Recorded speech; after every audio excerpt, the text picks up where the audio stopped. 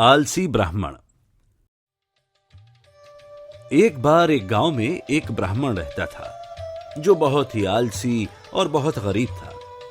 वो कभी भी मेहनत नहीं करना चाहता था, लेकिन हर रोज अमीर बनने के सपने देखता था। वो गांव में भोजन के लिए भीख मांगता था।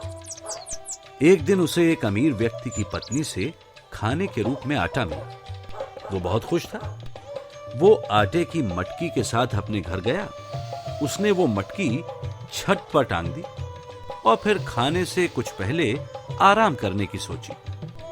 जैसे ही उसने लेटकर मटकी को देखा तो उसने सपने देखने शुरू कर दिए। ये तो 4 दिन के लिए बहुत है।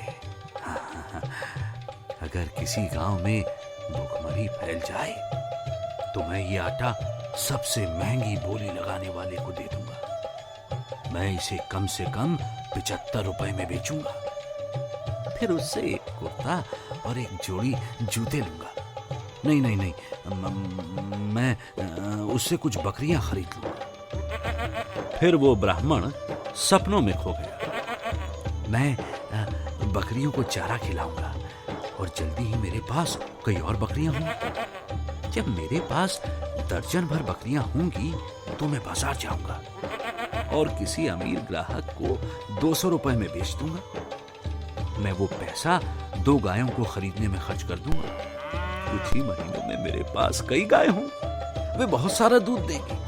नगर के सारे लोग मुझसे दूध खरीदेंगे और मैं अमीर बन जाऊंगा और जल्दी ही मैं आभूषणों की दुकान खरीद लूंगा और फिर मैं हीरे और मोतियों का व्यापार करूंगा। राजा मुझसे सभी आभूषण ले लेगा और मैं इतना अमीर हो जाऊंगा कि एक अमीर परिवार की खूबसूरत लड़की से विवाह कर लूंगा। जल्द ही मुझे एक सुंदर पुत्र प्राप्त होगा और जब भी वो कोई गलती करेगा तो मैं उसे सबक सिखाऊंगा।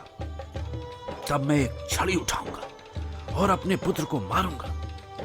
मैं उसे इस तरीके से मारूंगा, इधर उधर, सड़ाक सड़ाक। ऐसा कहते हुए उस ब्राह्मण ने सोचा कि उसके हाथ में एक असली छड़ी है। वो अपने हाथों को तेजी से इधर उधर चलाने लगा और तभी उसका हाथ उस लटकी हुई मटकी पर जा लगा जो उसके सर के ऊपर थी। वो टूटकर जमीन पर गिर गई और सारा आटा फैल गया और ब्राह्मण के पास सिवाय सपनों के कुछ ना बचा।